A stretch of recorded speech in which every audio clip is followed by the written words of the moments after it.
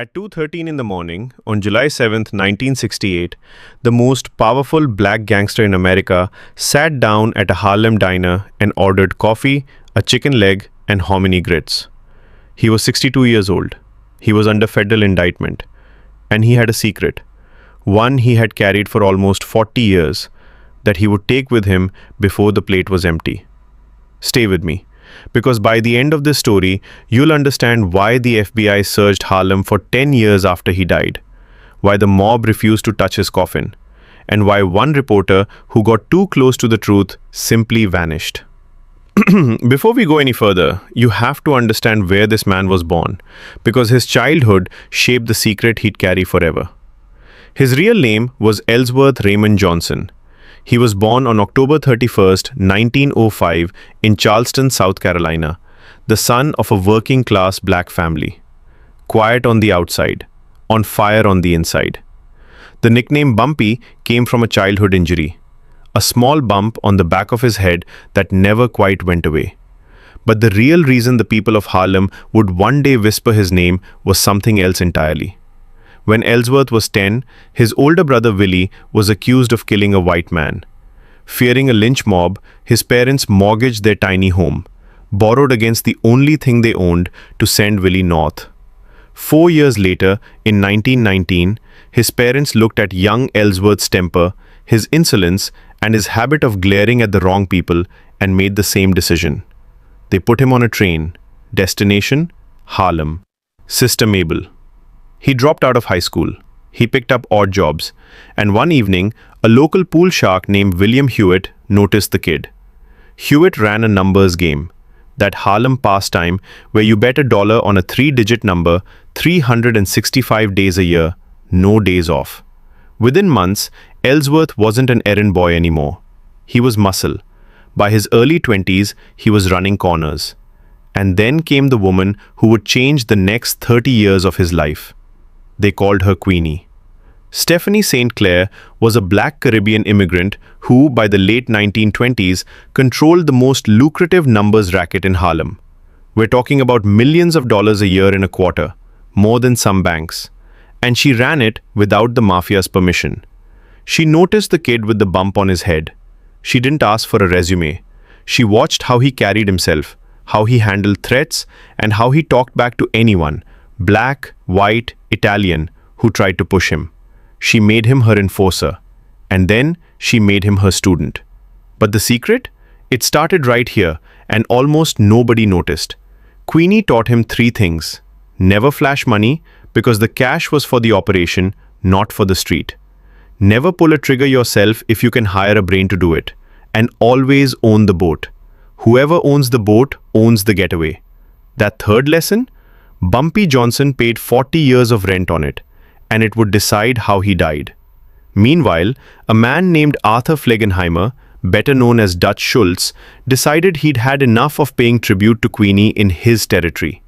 Schultz was the biggest Jewish mobster in New York. He ran beer, he ran policy, and now he wanted Harlem. He sent his bombers in. The war that followed left more than 40 people dead in Harlem. Contractors, runners, lieutenants.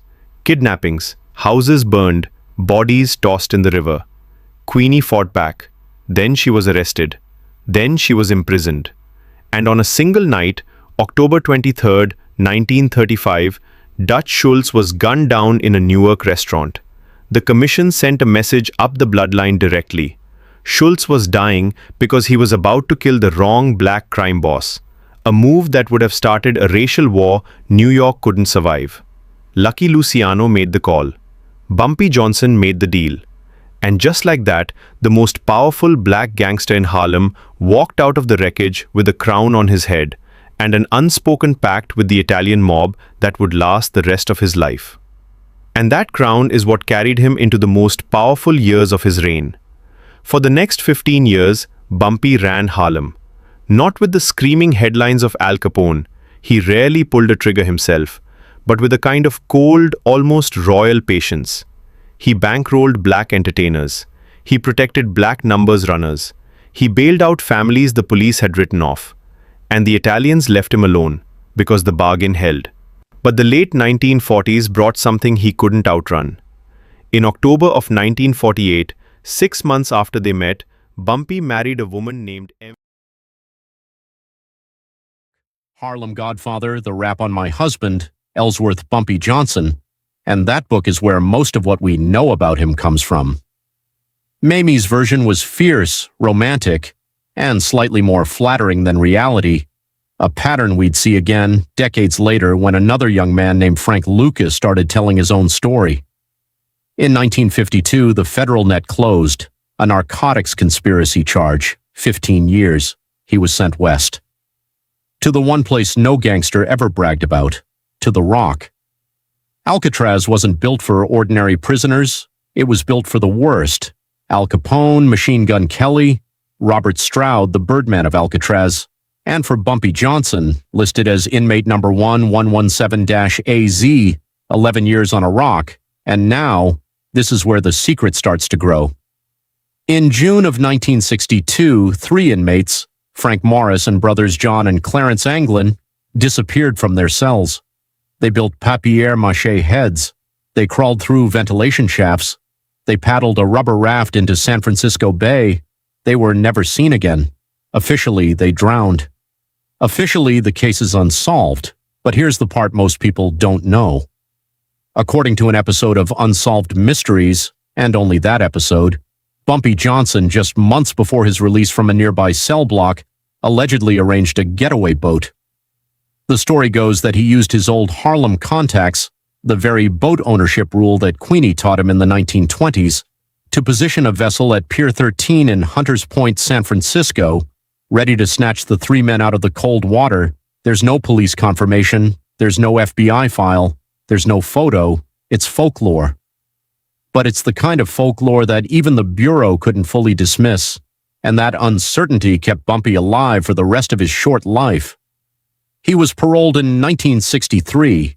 He came home to a Harlem he barely recognized, new faces, new drugs, new gangs. 5 years later, he was dead. And that's the night we have to walk through carefully because the official story and the whispered story aren't the same story. July 7th, 1968. Almost 2 in the morning, Wells Restaurant, Harlem. Bumpy Johnson was sitting at the counter. He was 62. He had been indicted again on federal narcotics charges that, if convicted, would have put him away for the rest of his life. Around him, 3 men, Italian men by every witness description, waited for him to finish his meal.